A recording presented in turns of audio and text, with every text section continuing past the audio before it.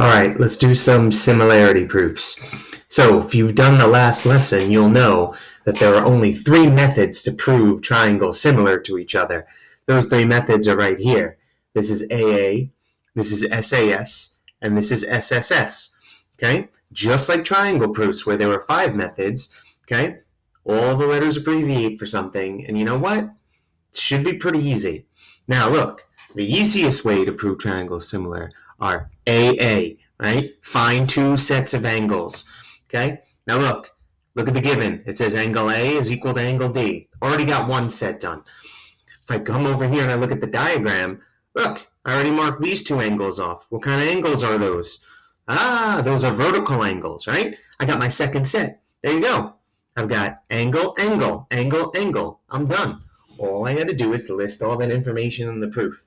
So, for example, I'm basically going to come over here and I'm going to write that the given is angle A and angle D, right? And number two, I'm going to put my vertical angles in there, right? So we got CBD, right? And that's congruent to angle ABE, right? Okay. And you guys guessed it. It's vertical. There's my vertical angle theorem, right? So I got my vertical angle theorem, and then I'm done. Triangle ABE is similar to triangle DBC, and the reason is because it's angle, angle, and instead of writing similarity, I'm going to put the little squiggly similarity sign, just like that sign there, just like I did here. I'm going to put it as AA similarity. Done. Let's try the next one right under it, okay? This one's pretty similar, right? A little overlapping action we got going over here, but that's not bad. Okay, they've got right angles here for me. So they got one set of angles going, right? So that's good. Now check it out. They want ADC. ADC looks like it's this triangle right here, right? Okay. That's that triangle. And they want it similar to AEB. That's this one over here. Okay, well, you know what? They both got right angles inside of them, and we know that those right angles are all equal to each other. I need to find another pair of angles. You guys see it? This triangle here and this triangle here, they share angle A, right? So that means angle A is my second set of angles. So you know what?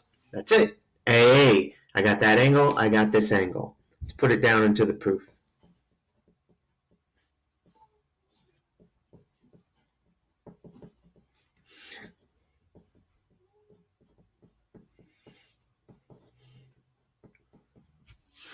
So that's the given. Now, I'm going to say, you guys should all know this, I'm going to say that angle ADC is congruent to angle BEA, and you guys all know that reason. All right angles are congruent to each other. So you got to make sure you put that in there. All the right angles are congruent. So you know what? That's basically, got to write that in there. Okay, now we said angle A is congruent to angle A, and that reason is reflexive because they share it. Okay, reflexive property. Okay, and then I'm basically done. Step number 4 is I got my triangle ADC is similar to triangle AEB, right? And the reason for that, again, is AA similarity. Done. Look, short proof, not too bad, right? Now, you guys know there's going to be more things that's going to happen. Let's look at this last one over here, right? Or at least on this page. Okay. You see this right here? They're not asking me to make the triangle similar. They're asking me to make proportions of the triangle. Well, you know what? This is kind of like a CPCTC situation. The problem is there is no CPCTC that exists in here. Basically, all I'm doing is I'm making the sides QR over QT proportional to the sides QS and QG, right? So they're making me make proportional sides in my diagram. So that's the answer. The answer to this is in similar triangles, I'm going to abbreviate, right? I'm going to say that the corresponding sides, they're proportional. Okay? That's the reason for that. It's kind of like a CPCTC. Maybe we could call it STCSP, right? But that doesn't exist. So this is what you would write down. In similar triangles, right, the corresponding sides are proportional. That's it. Now, the issue is this only comes after I make the triangles similar to each other. Can we make the triangles similar to each other? Well, the given is parallel lines, right? What are we going to do with the parallel lines? We're going to make alternate interior angles. Angle R and angle T, they're alternate interior angles, as well as angle S and angle G. Those are alternate interior angles. So you know what? I got two sets of congruent angles there. That means I've got angle. Now listen, I use both sets of alternate interior angles. If you want to use the vertical, go ahead and knock yourself out, right? That'll just create an extra step. I'm going to put angle R and angle T on the same step as angle S and G because they're both alternate interior angles. So that's it. Let's write this down. Okay? So we got the given going for us right here. Right?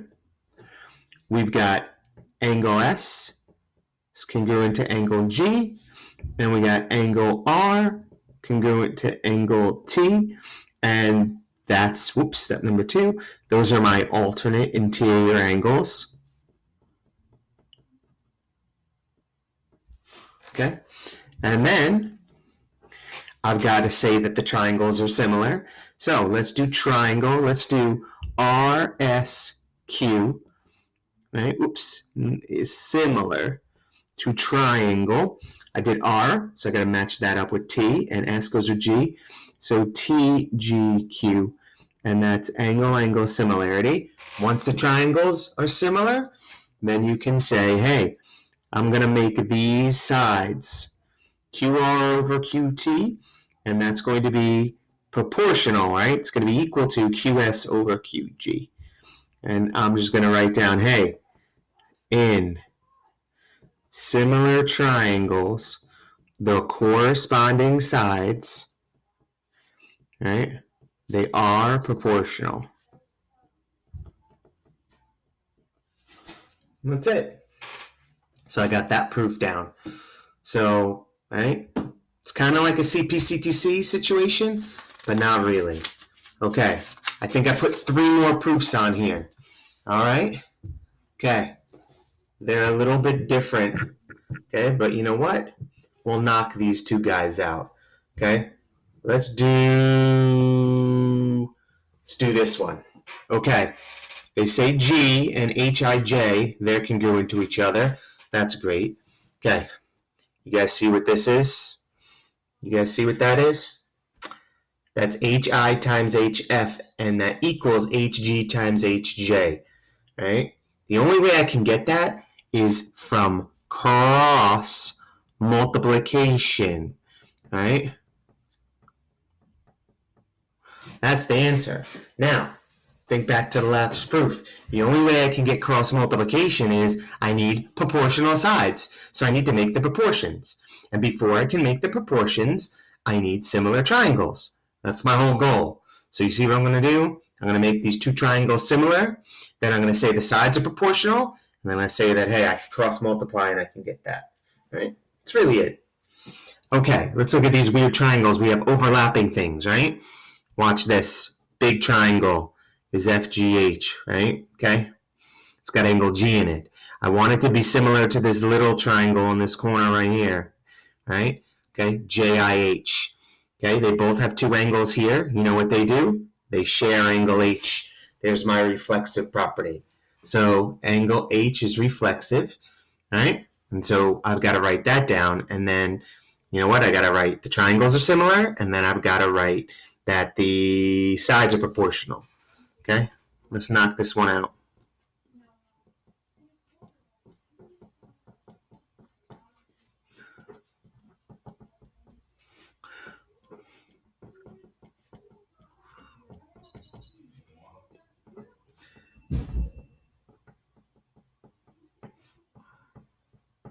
There you go. Now, triangle blah, blah, blah. Do the big one. FGH. Okay, similar to triangle. All right, check it out. I got to take this triangle and I got to flip it over. F is blank. That goes with J. G's got the circle on it. Goes with I. And then H is shared. So if I do FGH, I got to do JIH. Match up the sides, right? Okay. All right. This isn't bad. Now listen, we got to do 2 more steps. We got to make the proportions, right? And then we're going to say in similar triangles, the corresponding sides, right? They're proportional. Okay. And then after that, we'll do cross multiplication, and then I'll be done. Now, I already know that this is the last step. I'm going to use this step here to make my proportions, right?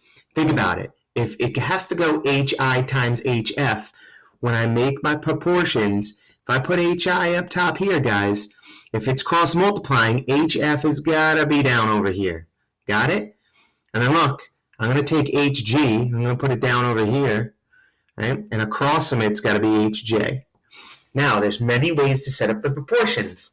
So, you can look at the diagrams if you want and try to figure it out. But I'm basically going to look at how they're being cross-multiplied from each other. And there you go. I made up my proportions, and there's a lot of different ways to write it. I just use this statement to actually get it. So now look, HI times HF is going to be congruent to HG times HJ. Cross-multiplication. Done. It's a pretty simple proof. It's a 5-stepper, right? That's it. And so you're going to have your cross multiplication. Okay? All right. You know what? We're skipping this next one. That one's easy. You have corresponding angles. You have a shared angle. That's easy. We need to talk about this last one over here. Okay? Right? And this one's going to be a long one. And this one's a little bit different. So you know what? We'll see what we got. Okay? Look at the given. Oh, it's already written in here. Let's put number 1 there for you guys. Right? They're telling me they're giving me these sides, right? Interesting. They want me to prove that these angles are congruent to each other. Again, this is like CP/CTC, except I'm going to say in similar triangles. Now, we're not dealing with corresponding sides, are we? Nope. You know what we're dealing with? We're dealing with corresponding angles. Corresponding angles. And they're not proportional, they're congruent to each other. So that's the answer to that, right? In similar triangles, corresponding angles are congruent. It's like CP/CTC. S, T, C, A, T, C, and it doesn't work. Okay. Now, guys, look. They gave us the sides, right? We're going to do 2 sides, and we need an angle. You know why? Vertical angles. This is side, angle, side, guys. You see that? I got the vertical angle, and I got my sides. Now, here's what you guys need to do, right? Okay? Basically, we need to take these, right? Okay? And we need to put it in a proportion. Okay? So basically how I'm going to write this is I'm going to make a proportion based on these sides. Now, I notice that BE, right? Okay? I'm going to put 4 over, right? Looks like BE, this looks like it should be a rotation, right? So BE should go along with, right, ED. So it should be 3.2, right? And then this one, AE, that should go along with this EC. So it should be 5 over 4. Now, if you don't believe me, cross multiply these out and see if they're equal. But they are, right? So listen, all I'm doing is I'm making the corresponding sides. I'm making them proportional, okay? I took what they gave me and I made them in proportion. So I made them proportional. Now, here's the thing you're going to need to do. You need to change the numbers. into letters. I made the proportions work. I need to take this and put it in numbers. So 4 over here was BE, okay? All right, the 3.2 was DE, okay? The 5 was AE, okay? And then the other 4 was CE, okay? You need to take whatever you make in proportion, put it back into letters because the proof is going to be in letters. All I did when I did that, I did this. Did I not use substitution property? That's all I did. I did substitution property. Now, watch what I'm going to do next. I'm going to get me my vertical angle. Angle BEA is congruent to, angle, right? Angle DEC. Okay? And those are my verticals. So that's my vertical angle theorem, right? Done. And once I did that, guys, I got side, angle, side, similarity. Why do I have side, angle, side, similarity? I got the proportional sides, and I got my angle. So basically, triangle. And if you put it in order the first time, you could just copy it. So BEA and DEC, done. Right? Now, the only problem is I got to say that the corresponding angles are congruent to each other. So angle A and angle C. In similar triangles, the corresponding angles, I'll just say congruent. Okay. Interesting proof, huh? So you guys got to make sure, follow those steps.